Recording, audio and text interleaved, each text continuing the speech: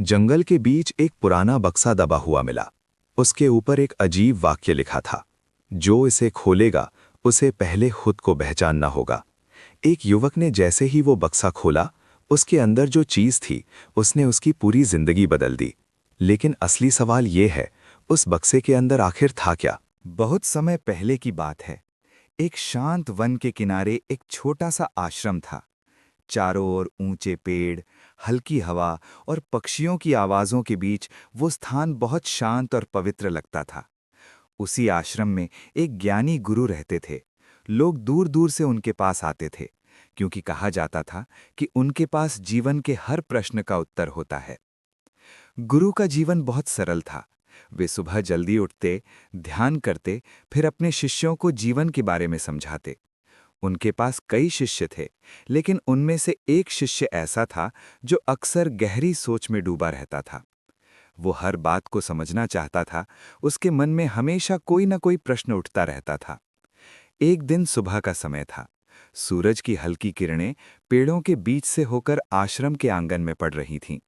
गुरु एक बड़े पेड़ के नीचे शांत बैठकर ध्यान कर रही थे। तभी वो शिष्य धीरे धीरे उनके पास आया। उसके चेहरे पर उलझन साफ दिखाई दे रही थी। वो गुरु के सामने आकर बैठ गया और कुछ देर तक चुप रहा। गुरु ने आंखें खोली और मुस्कुराकर उसकी ओर देखा। उन्हें तुरंत समझ आ गया कि शिष्य के मन में कोई प्रश्न चल रहा है। गुरु ने शांत स्वर में पूछा, वत्स, आज तुम्हारे मन में कौन सा प्रश्न है? शिष्य ने विनम्रता से सिर झुकाया और बोला, गुरुदेव, कई दिनों से मेरे मन में एक बात घूम रही है, लेकिन मैं उसे समझ नहीं पा रहा हूं। गुरु ने कहा, पूछो वत्स, जब तक प्रश्न नहीं पूछोगे तब तक उत्तर कैसे मिलेगा?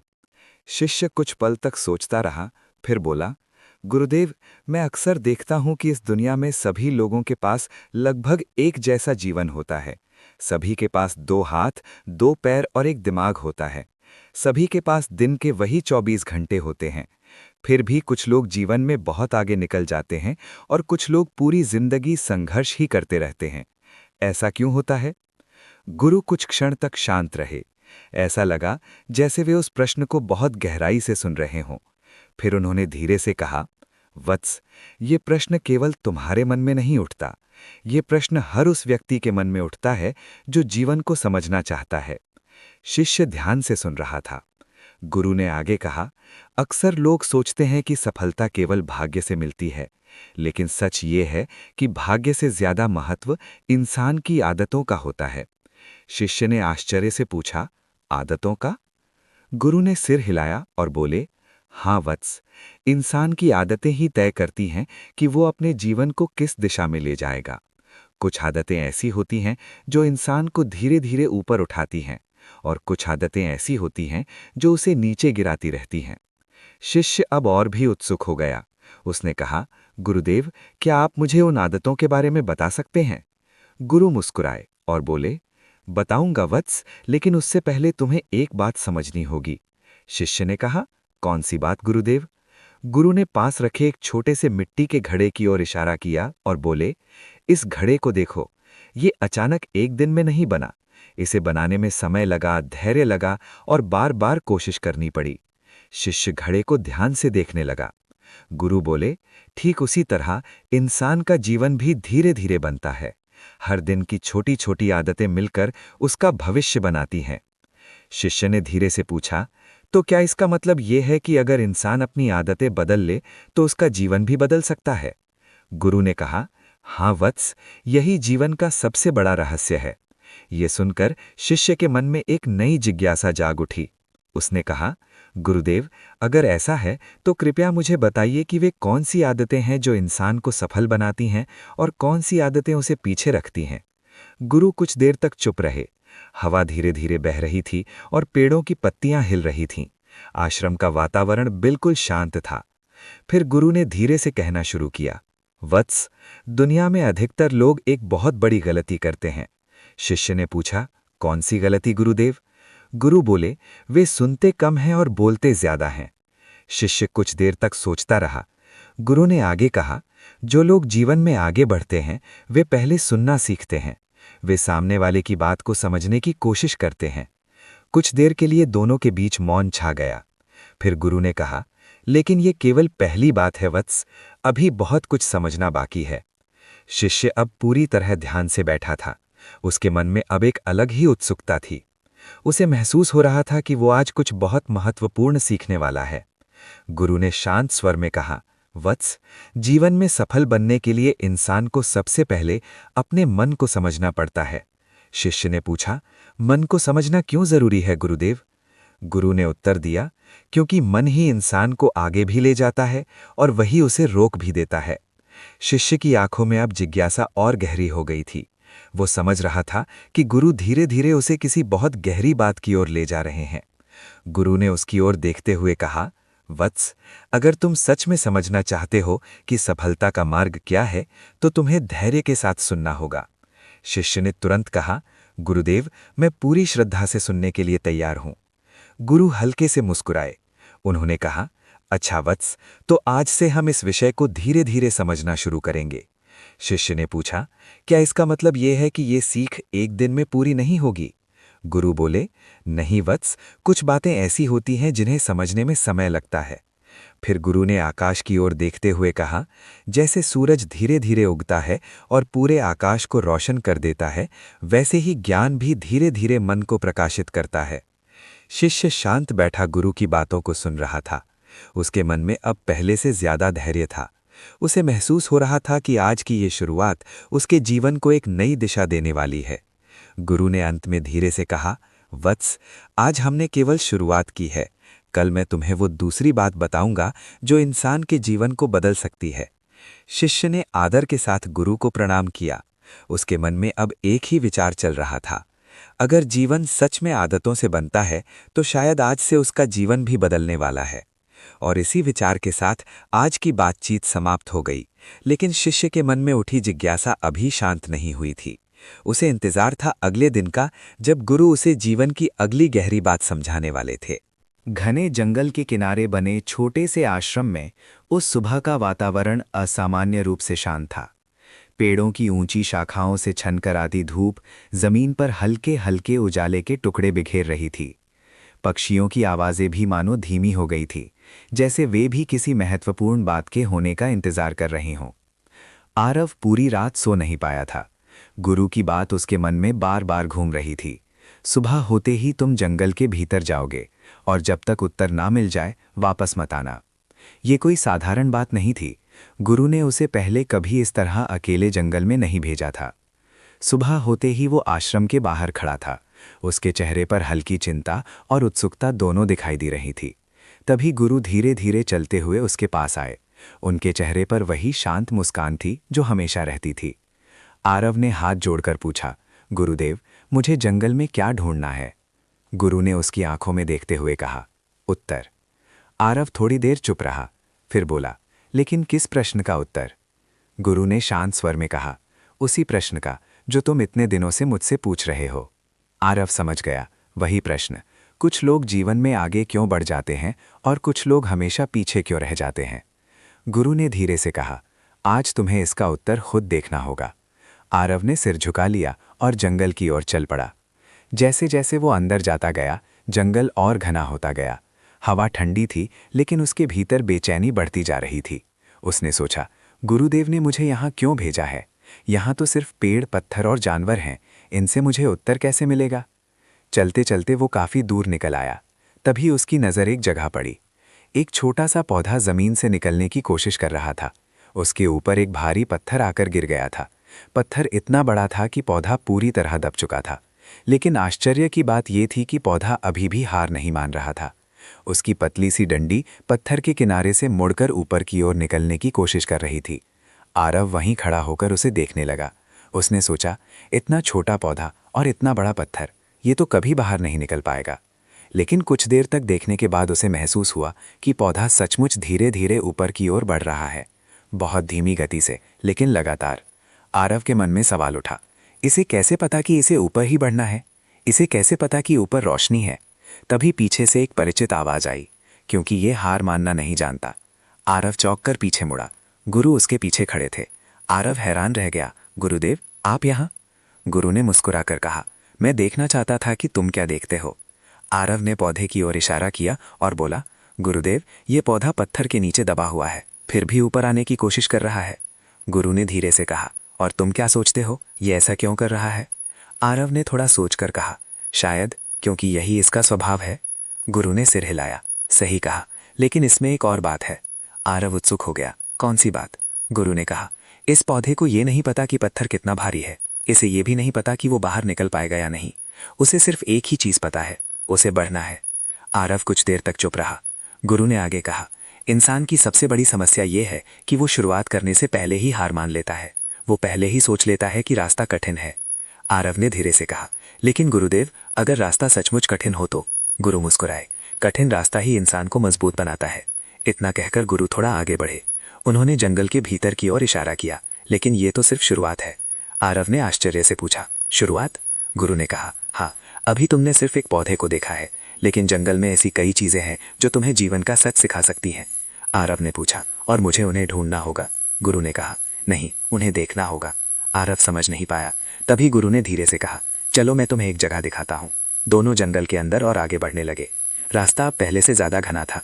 पेड़ों की शाखाएं ऊपर से आपस में मिल गई थीं और धूप मुश्किल से नीचे आ रही थी। कुछ देर चलने के बाद वे एक खुली जगह पर पहुंचे। वहां जमीन पर कई छोटे छोटे पेड़ उगे हुए थे, लेकिन उनमें से सिर्फ एक पेड़ बाकी सबसे बहुत ऊंचा था। आरव ने आश्चर्य से पूछा, गुरुदेव, ये पेड़ इतना ऊंचा कैसे हो गया? बाकी तो सब छोटे हैं। गुरु ने कहा, क्योंकि इसने रोशनी के लिए लड़ना सीखा। आरव ने ध्यान से देखा। ऊंचे पेड़ की शाखाएं ऊपर तक फैल चुकी थीं, जबकि बाकी पेड़ नीचे ही रुक गए थे। गुरु ने कहा, जंगल में वही पेड़ सबसे ऊंचा होता है जो ऊपर तक पहुंचने की कोशिश करता रहता है। आरव धीरे धीरे कुछ समझने लगा था, लेकिन तभी उसकी नजर अचानक एक और चीज पर पड़ी। थोड़ी दूरी पर एक बहुत बड़ा पेड़ जमीन पर गिरा हुआ था। वो पेड़ इतना विशाल था कि शायद कई साल पुराना होगा। आरव तुरंत उसकी ओर बढ़ा। उसने देखा कि पेड़ अंदर से पूरी तरह खोखला हो चुका था। वो बाहर से मजबूत दिख रहा था, लेकिन अंदर से सड़ चुका था। आरव ने गुरु की ओर देखा और पूछा, गुरुदेव, इतना बड़ा पेड़ गिर कैसे गया? गुरु ने शांत स्वर में कहा, क्योंकि यह अंदर से कमजोर हो चुका था। आरव कुछ पल तक उस पेड़ को देखता रहा। फिर उसने धीरे से कहा, तो क्या इसका मतलब है कि बड़ा होना ही काफी नहीं है? गुरु मुस्कुराए, यही बात तुम्हें समझनी थी। लेकिन उसी समय जंगल के अंदर से अचानक एक अजीब सी आवाज आई, जैसे कोई भारी चीज पेड़ों के बीच से गुजर रही हो। आरव ने तुरंत पीछे मुड़कर देखा। उसका दिल तेजी से धड़कने लगा, क्योंकि जंगल के अंधेरे हिस्से से कुछ धीरे धीरे उनकी ओर बढ़ रहा था और गुरु बिल्कुल शांत खड़े थे। जंगल के उस शांत हिस्से में अचानक आई आवाज ने आरव के मन में हलचल पैदा कर दी। हवा कुछ पल के लिए जैसे ठहर सी गई थी। पेड़ों की पत्तियां हल्के हल्के हिल रही थीं और दूर कहीं सूखी टहनी टूटने की आवाज आई। आरव की नजर उसी दिशा में टिक गई जहां से आवाज आई थी। उसका दिल तेजी से धड़कने लगा। उसने धीरे से गुरु की ओर देखा, लेकिन गुरु पहले की तरह बिल्कुल शांत खड़े थे। उनके चेहरे पर न डर था न घबराहट। आरव ने धीमे स्वर में पूछा, गुरुदेव, वहां कौन है? गुरु ने बिना उस ओर देखे कहा, जाओ देख कर आओ। आरव चौंक गया, मैं अकेला? गुरु ने बस इतना कहा, कभी कभी जीवन के उत्तर हमें खुद ही देखने पड़ते हैं। आरव कुछ पल वहीं खड़ा रहा। उसके मन में डर भी था और जिज्ञासा भी। आखिर उसने धीरे धीरे उस दिशा में कदम बढ़ाए। जैसे जैसे वह आगे बढ़ रहा था, जंगल और शांत होता जा रहा था। उसकी हर कदम की आवाज उसे खुद ही सुनाई दे रही थी। थोड़ी दूर जाने पर उसने देखा कि पेड़ों के बीच एक बड़ा सा मैदान जैसा हिस्सा है। वहां जमीन पर कई पुराने पेड़ों की जड़ें बाहर निकली हुई थीं। कुछ सूखे पत्ते हवा के साथ इधर उधर उड़ रहे थे, और उसी जगह पर वो चीज थी जिसने अभी अभी आवाज की थी। आरव कुछ पल के लिए रुक गया। उसके सामने एक बहुत बड़ा पेड़ खड़ा था, लेकिन यह पेड़ बाकी पेड़ों जैसा नहीं था। उसका तना मोटा था, शाखाएं बहुत दूर तक फैली हुई थीं, और ऐसा लग रहा था कि यह इस पूरे जंगल का सबसे पुराना पेड़ है। आरव धीरे धीरे उसके पास पहुंचा। पास जाकर उसने देखा कि उस पेड़ के तने पर कई पुराने निशान बने हुए थे। कुछ जगहों पर छाल उखड़ी हुई थी। ऐसा लग रहा था जैसे समय ने उस पर अपनी कहानी लिख दी हो। उसी समय गुरु भी धीरे धीरे चलते हुए वहां पहुंच गए। आरव ने पेड़ की ओर इशारा करते हुए कहा, गुरुदेव, ये पेड़ तो बहुत पुराना लगता है। गुरु ने कहा, हाँ, इस जंगल में इससे पुराना शायद ही कोई पेड़ होगा। आरव ने ऊपर देखा। पेड़ इतना ऊंचा था कि उसकी ऊपरी शाखाएं साफ दिखाई भी नहीं दे रही थीं। आरव ने पूछा, क्या यह हमेशा से इतना बड़ा था? गुरु मुस्कुराए, कोई भी चीज हमेशा से बड़ी नहीं होती। आरव समझ गया कि इसका मतलब क्या है। वह पेड़ के चारों ओर घूमकर देखने लगा। तभी उसकी नज़र जमीन पर पड़ी। पेड़ के पास ही कई छोटे छोटे पौधे उग रहे थे। लेकिन उनमें से ज़्यादातर बहुत छोटे थे। कुछ तो ऐसे थे जो मुश्किल से ज़मीन से थोड़ा ऊपर निकले थे। आरव ने आश्चर्य से पूछा, गुरुदेव, जब ये पेड़ इतना बड़ा हो गया है तो इसके आसपास के पौधे इतने छोटे क्यों हैं? गुरु ने पेड़ की ओर देखते हुए कहा, क्योंकि इस पेड़ की छाया बहुत बड़ी है। आरव ने ऊपर देखा। सचमुच उसकी शाखाएं इतनी फैल चुकी थी कि आसपास की ज़मीन पर बहुत कम धूप पहुंच रही थी। गुरु ने आगे कहा, जब कोई चीज़ बहुत बड़ी हो जाती है तो उसकी छाया भी बड़ी हो जाती है। आरव चुपचाप सुनता रहा। गुरु ने धीरे से पूछा, तुम्हें क्या लगता है, अगर ये पेड़ यहाँ ना होता तो क्या होता? आरव ने कुछ पल सोचा, फिर बोला, शायद बाकी पौधों को ज़्यादा धूप मिलती और वे भी बड़े हो जाते। गुरु ने सिर हिलाया। सही कहा। आरव ने पेड़ की ओर देखा। कुछ देर पहले तक उसे ये पेड़ बहुत महान लग रहा था, लेकिन अब उसे महसूस हो रहा था कि उसकी वजह से बाकी पौधे आगे नहीं बढ़ पा रहे। आरव ने पूछा, तो क्या ये पेड़ गलत है? गुरु हल्के से मुस्कुराए। नहीं, पेड़ कभी गलत नहीं होते, लेकिन कभी कभी उनकी मौजूदगी ही दूसरों के लिए रास्ता रोक देती है। आरव अब धीरे धीरे गुरु की बात समझने लगा था। गुरु ने कहा, जीवन में भी ऐसा ही होता है। कई बार कुछ चीज़ें हमें इतनी आदत बन जाती हैं कि हमें पता भी नहीं चलता कि वही चीज़ हमें आगे बढ़ने से रोक रही है। आरव ने पूछा, कौन सी चीज़ें? गुरु ने सीधा उत्तर नहीं दिया। उन्होंने बस कहा, उन्हें पहचानना ही सबसे कठिन काम है। इतना कहकर गुरु आगे बढ़ गए। आरव भी उनके साथ चलने लगे। अब जंगल का रास्ता पहले से थोड़ा ढलान वाला था। वे धीरे धीरे नीचे की ओर जा रहे थे। कुछ देर बाद वे एक छोटे से खुले स्थान पर पहुंचे। वहां जमीन पर एक सूखी लकड़ी पड़ी थी। गुरु उस लकड़ी के पास रुक गए। उन्होंने आरव से कहा, इसे उठाओ। आरव ने लकड़ी उठाई। वह हल्की थी। गुरु ने कहा, अब इसे तोड़ने की कोशिश करो। आरव ने दोनों हाथों से जोर लगाया। लकड़ी तुरंत टूट गई। गुरु ने फिर जमीन से 3 और लकड़ियां उठाईं और उन्हें एक साथ आरव के हाथ में दे दिया। अब इन्हें एक साथ तोड़ो। आरव ने पूरी ताकत लगाई, लेकिन इस बार लकड़ियां नहीं टूटी। उसने फिर कोशिश की, फिर भी वे नहीं टूटी। आरव ने हैरानी से कहा, गुरुदेव, एक लकड़ी तो आसानी से टूट गई, लेकिन ये 3 नहीं टूट रहीं। गुरु ने शांत स्वर में कहा, क्योंकि अब ये अकेली नहीं है। आरव कुछ पल तक लकड़ियों को देखता रहा। गुरु ने कहा, याद रखो, जीवन में सबसे बड़ी ताकत सिर्फ शरीर की नहीं होती, साथ की भी होती है। आरव ने धीरे धीरे सिर हिलाया, लेकिन तभी उसकी नज़र सामने पड़ी। थोड़ी दूरी पर जमीन में कुछ चमक रहा था, जैसे किसी चीज़ पर सूरज की किरण पड़ गई हो। आरव उत्सुक होकर उस दिशा में बढ़ा। जब वो करीब पहुंचा तो वो रुक गया, क्योंकि जमीन के अंदर आधा दबा हुआ एक पुराना लोहे का बक्सा दिखाई दे रहा था। आरव ने तुरंत पीछे मुड़कर गुरु की ओर देखा। गुरु भी उस बक्से को ध्यान से देख रहे थे। आरव ने धीमे स्वर में पूछा, गुरुदेव, ये यहाँ कैसे आया? गुरु कुछ पल तक चुप रहे। फिर उन्होंने कहा, शायद यही वो चीज़ है जो तुम्हें आज का सबसे बड़ा उत्तर देने वाली है। आरव का दिल तेजी से धड़कने लगा। उसने धीरे धीरे मिट्टी हटानी शुरू की। जैसे जैसे मिट्टी हटती जा रही थी, बक्सा साफ दिखाई देने लगा। लेकिन तभी आरव अचानक रुक गया, क्योंकि बक्से के ढक्कन पर कुछ लिखा हुआ था। ऐसी बात जिसे देखकर आरव के चेहरे का रंग ही बदल गया। आरव कुछ क्षणों तक बिल्कुल स्थिर खड़ा रहा। उसकी नज़र उस पुराने लोहे के बक्से के ढक्कन पर लिखे शब्दों पर टिक गई थी। जंगल की हल्की धूप उस पर पड़ रही थी और मिट्टी हटने के बाद अक्षर धीरे धीरे साफ दिखाई देने लगे थे। उसने धीरे से मिट्टी और साफ की। ढक्कन पर गहरे अक्षरों में एक वाक्य उकेरा हुआ था, जो इसे खोलेगा उसे पहले खुद को पहचानना होगा। आरव ने धीरे धीरे वो वाक्य पढ़ा और तुरंत गुरु की ओर देखा। उसकी आंखों में सवाल था। गुरुदेव, इसका क्या मतलब है? गुरु कुछ कदम आगे आए और बक्से के पास खड़े हो गए। उन्होंने उस पर हाथ फेरा, जैसे वे किसी बहुत पुरानी चीज को पहचानने की कोशिश कर रहे हों। फिर उन्होंने शांत स्वर में कहा, कभी कभी उत्तर किसी किताब में नहीं होता, वो हमारे सामने होता है, लेकिन हम उसे समझ नहीं पाते। आरव ने बक्से की ओर देखा। क्या इसमें वही उत्तर है जिसकी तलाश में आप मुझे यहां लाए हैं? गुरु ने सीधा उत्तर नहीं दिया। उन्होंने बस कहा, तुम्हें क्या लगता है? आरव ने थोड़ा सोचकर कहा, अगर ये बक्सा यहां है और इस पर यह लिखा है, तो शायद इसके अंदर कुछ बहुत महत्वपूर्ण होगा। गुरु मुस्कुराए। महत्वपूर्ण तो है, लेकिन जरूरी नहीं कि वो चीज वैसी हो जैसी तुम सोच रहे हो। आरव धीरे धीरे बक्से के पास बैठ गया। उसने दोनों हाथों से बक्से का ढक्कन पकड़कर उठाने की कोशिश की। ढक्कन भारी था। कुछ क्षणों की कोशिश के बाद वो धीरे धीरे खुल गया। जंगल की हवा अचानक जैसे थोड़ी तेज हो गई। आरव ने उत्सुकता से बक्से के अंदर देखा, लेकिन अगले ही पल वो हैरान होकर पीछे हट गया, क्योंकि बक्से के अंदर कोई खजाना नहीं था। ना सोना, ना चांदी, ना कोई कीमती चीज। अंदर सिर्फ एक छोटा सा पुराना आईना रखा हुआ था।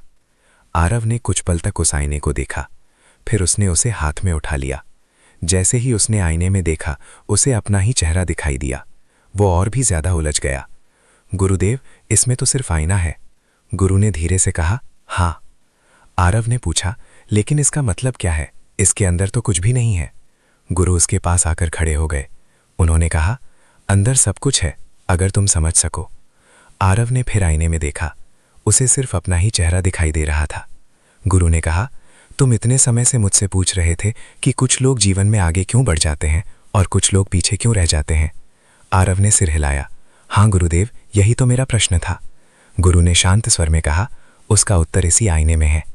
आरव ने फिर आईने की ओर देखा, लेकिन इस बार वो सिर्फ अपना चेहरा नहीं देख रहा